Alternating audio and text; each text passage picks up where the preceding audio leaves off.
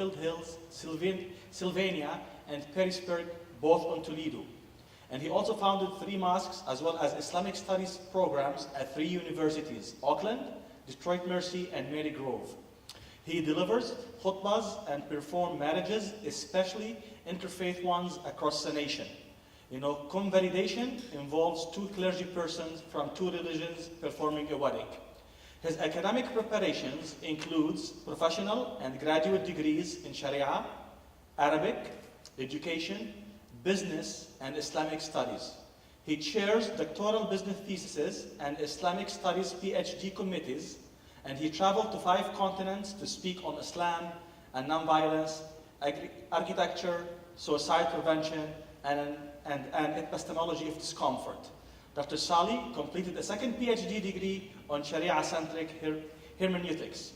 He served also as a Sharia court expert in Michigan and Ohio, and the list goes on and on, which I can't take more time from Dr. Salie. Thank you.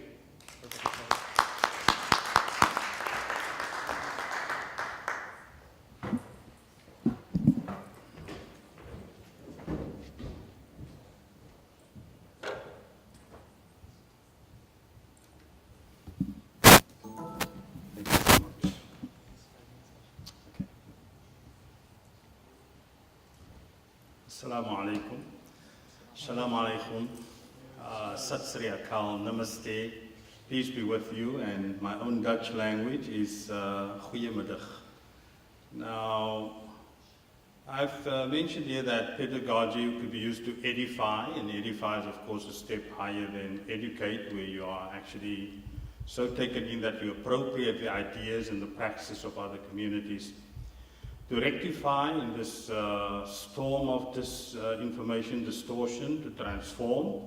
The person who's salih is also muslih, to reform, to predict predictive and transformative learning, and also khidmah, which means to serve. Teachers should always be leaders, and leaders are teachers. Kulukum ra'in wa kulukum mas'ulun an ra'iyyati. But every professor and every teacher should have the right to provoke and the right to be controversial. Every moment is a learning moment, including moments that other people see as failures. I attended a conference in London just a few weeks ago, and one of the sessions was just on failure studies. I think we need to bring that into our universities. But because of the multiple distortions of Islam, that just for non-Muslims, opening the Quran is edifying. Knowing what our previous speaker said about Maryam, Virgin Mary, and Isa, and Musa, and many others.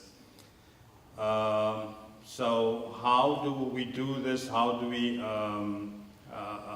what type of pedagogy takes place throughout Dearborn? Giving khutbah, sermons, khatirat, small lecturates, interfaith weddings.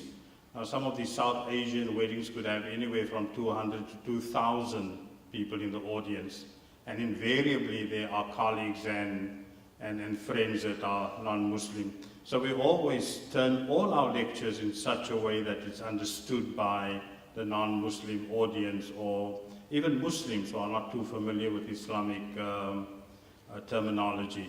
We have masajid open houses, which is something very admirable. The community has become less insular after 9/11. And then there are multiple civic, political, professional organizations that constantly meet. Just last night there must have been 5, 6 different programs in the greater Dearborn and the environs. On colleges, Ramadan events, invitations to nationally and internationally renowned speakers coming into Dearborn, and then we have our printed word, and we also have the social media. But not everything is black and white, and so engaged surrender is vital. Delivering khutbahs, performing marriages, especially interfaith ones, and we've mentioned about convalidation, where 2 clergy people are actually co-performing.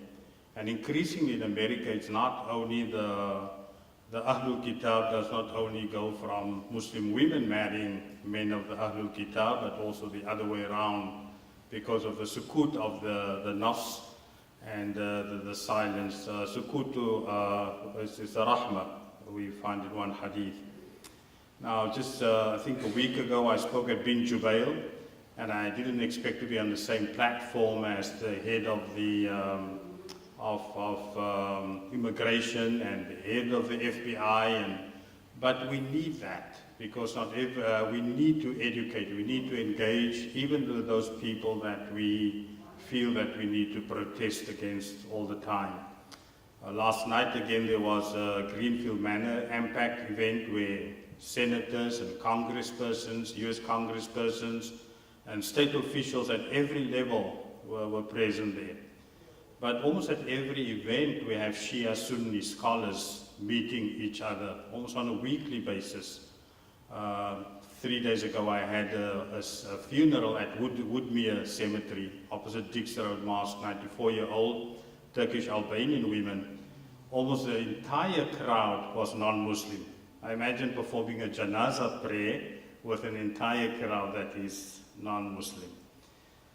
The khutab, the sermons on Friday are often missed opportunities. The Rasul Sallallahu Alaihi Wasallam says, Bashiru wa la tunaffiru, yassiru wa la tu'assiru. This has always guided me, that give glad tidings, don't scare people and make things easy and do not make things difficult.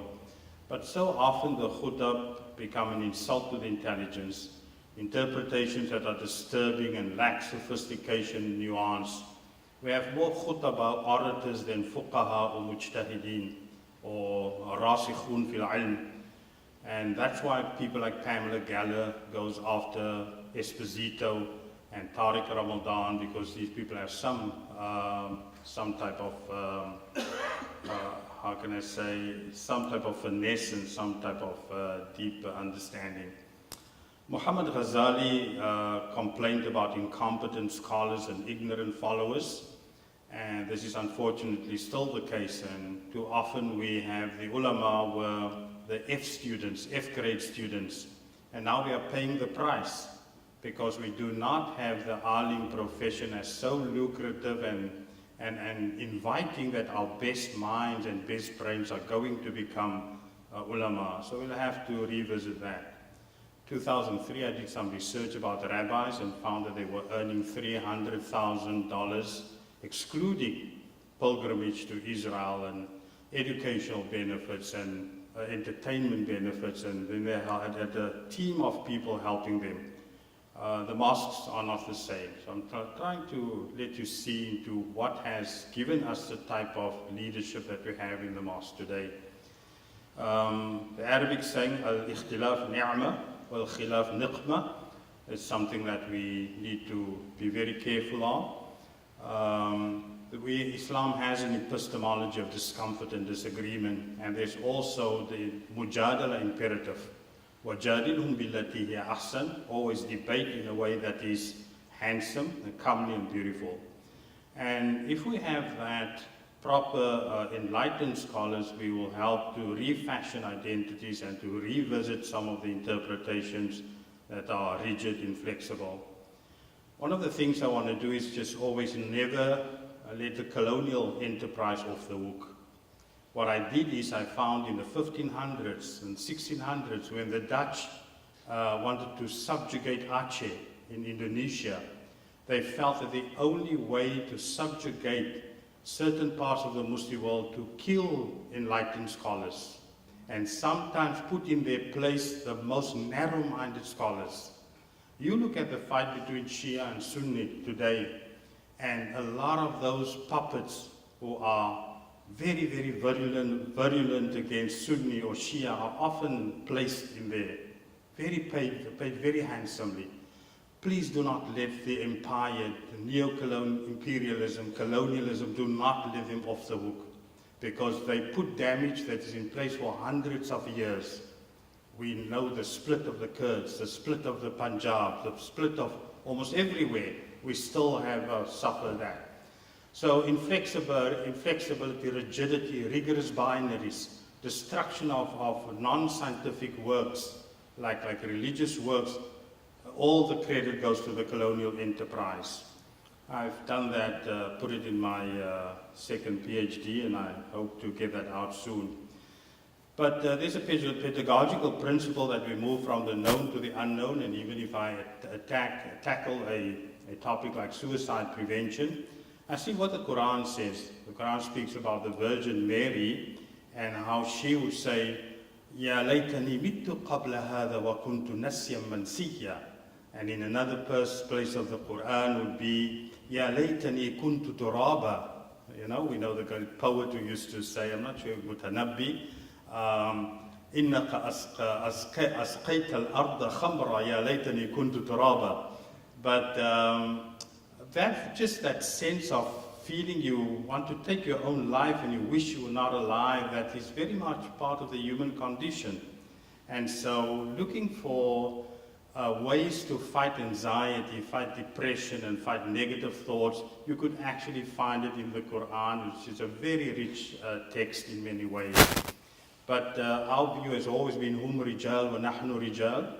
Al-Shafi'i, Ibn Taymiyyah, Ibn Arabi, Al-Ghazali. If they were men, we are men, and we have new tools which they may not have had. So that's mandatory for those of us who are thinkers to be ghayr muqallideen and to be mujtahideen. But most important is also our continued thinking. Sometimes we praise the West too much, but unfortunately the West has embedded rigorous alternatives. They've embedded this type of rigorous binaries. You're either the alt-right or the alt-left on some positions. You're either a Democratic, Republican. There's nothing really that you can be in between. And so that rich concept, al-wahda fil kathra or al-kathra fil wahda, that's almost lost on so many persons. It's important to teach those philosophical fallacies of slippery slope thinking and Keatsian negative capability that we need to be comfortable, complexity, ambiguity, and also whatever is complicated. On the LGBTQ, and there's another AI that you add to there, asexual and intersexual, we can mention the Utah Compromise. Utah Compromise says you are not going to show homophobia when it comes to homes and to education and to public spaces, but when it comes to religious houses of worship, the First Amendment should apply, that we have a right to interpret our faith the way we want. So the Utah Compromise was almost embraced also by Ohio, and that's something I really love. Wherever I go, whether it's in Dearborn or anywhere else, I use humor, storytelling, anecdotes, and I thought it's only children who love stories, but also adults. They love to go home with a little story. And so you could open maybe a story with a word play, like the golden rule is often not about those with the gold who make the rules, but it's something else. And when I get to a wedding, I maybe play on the word complete and finished. At a linguistic conference with all people from the English-speaking world, the MC asked everyone, all academics in the audience, what's the difference between complete and finished? And so they start to say when there's growth and the development and evolution, that's completion. And after 20 minutes, he simply said, when you have a good wife, you're complete, if not, you're finished. You start off with a little joke like that and you really warm up the audience. And it's important, I think, to really use humor whenever we reach out and whenever we speak to the religious other. But even playing on words like masih and masih. Masih in Arabic from masaha, which means to heal, to touch, to have a healing touch. And Christ, peace be with him, he healed the lepers and the born blind and the dead. But masih, masaha, means to distort, to conflate, and to deceive. And so politicians and academics sometimes and many others can become masih and not masih. Antichrist and not Christ. And so healing versus hurting, you play on the Arabic word, and when we speak about shaheed, means a witness to the truth, but it's also a martyr. And really, the ultimate for resistance is you are prepared to be martyred for the sake of the cause that you are following. But everything has a topology. Everything has a continuum. Bid'ah is not only bid'ah that is haram and kullu bid'atin dalala wa kullu dalala fin nar. No, you get bid'ah wajiba. Today we have schools, we have so many things that are bid'ah wajiba. Imam Bukhari spoke about kufrun duna kufrin, a kufr that's not really kufr. You get a nifaq that's not really nifaq, shirkun khafi, or whatever, shirk that is khafi, and something that is more halal or haram could be mutlaqan, and talaq could be categorical, it could be something that is not non-categorical, etc. And then we look at man tashabbaha biqawmin fahuwa min. Some of the scholars says man tashabaha biqawmin fahuwa min. So the difference between blind imitation, where you don't feel a sense of worth from your own community, and tashabu, which simply means you resemble what other people have. Salih and muslih or salih or sulh come from the same Arabic root letters. But the richness and the beauty of Arabic polysemes, we always bring that out. Even an Arabic play, English play on the word integrity and integration. If you have the salad bowl concept, integrity, integration means you retain every community's integrity. They do not have to be similar. They do not have to be assimilate. Plato mentioned that play is the highest form of intelligence. And so I'm a firm believer in theater, in films, in docudramas, in songs as pedagogical tools. And I think if we need to move forward, we need to think of Ertugrul and think of some of the Turkish and Malay plays and try to incorporate that, bring that into our communities. But often I think I was teaching 2 classes in Inkster, African American children at the 5th grade and the 7th grade. And a very enlightened principal or inspector they had, how do I teach African American kids Arabic?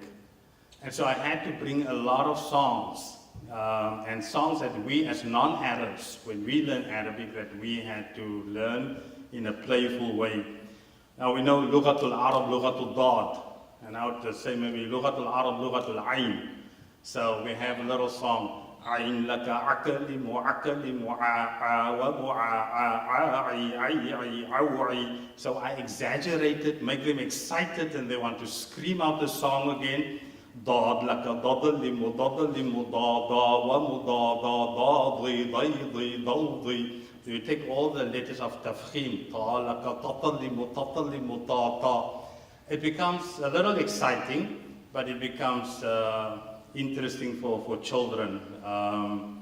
And in the Malay language that we grew up with, a little bit that we had in South Africa, we have alif, dua, tetes, an, alif, dua, bawa, in, alif, dua, dapan, an, in, it's good for children. It's not necessarily something bad. And I would also argue that the hifz tradition that we have of memorizing the whole Quran, and even the qira'ah tradition that we have, would be useful for digital citizens.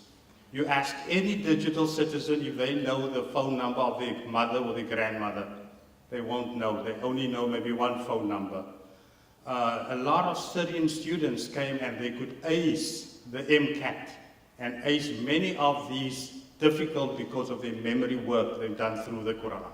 So do not dismiss it, but in fact open up that hifz tradition to non-Muslims, open up the qira'ah tradition to non-Muslims. Sometimes the breathing processes that goes into qira'ah is good for anxiety, an antidote to anxiety and depression. So busting myths are important. What's important is also contextual justice, al-fiqh waqi' or situational. Imam Shafi rahimahullah changed all his fatwa and mu'amalat when he moved from Baghdad to Misr, to Egypt. Connecting the dots in globally in a global village is also important. Now, not long ago, we had the Islamic Society of Tampa Bay in Florida, collected $2.3 million for 2,300 Catholic children that were in cages, you know, the migrant issue of Dhaka. And what we don't realize, the Uyghurs in China, there's almost 1 million of them in cages out in, and so I think it's important to look at that. The interesting thing is, we may not like the Trump administration, but some people in the Trump administration are powerful and very vocal against this, what's happening to Chinese Muslims. So we have Marco Rubio, we have Mike Pence, we have Nikki Haley, and many others are very outspoken. We need to connect with people we don't like if we know it's going to have a better impact and a better cause. Islam has a hermeneutics of doubt. Intisar Rab at Harvard has 4 different appointments at the university. But Idra'ul Hudud bi Shubuhat, she takes actually that to a different level, where Islam actually uses doubt as a form of law to throw out most cases, and justice is all about the pursuit of innocence rather than the pursuit of crime and criminals. 6 verses of the Quran deal with fasting, siyam, only 6, and that's a pillar of Islam. 620 ayat deal with qist, adl, and speaks against dhulam, and 1200 ayat deals with love, rahmah, maghfirah, everything that's related to that. Islam doesn't have an oppression Olympics. We need to learn from the pain of others. And I'd also argue, if we study what happened to the Cherokee, 5 Native American tribes in this country became fully Europeanized and fully Christianized out of 600. Those were the very people that were sent on the Trail of Tears. But what happened with the Native Americans, the women were always superior. It was matriarchal in many ways. They were superior to men. If you want to be European, if you want to be truly Christian, bring your women down here. Now, after you bring your women down here, accuse them of patriarchy. You know?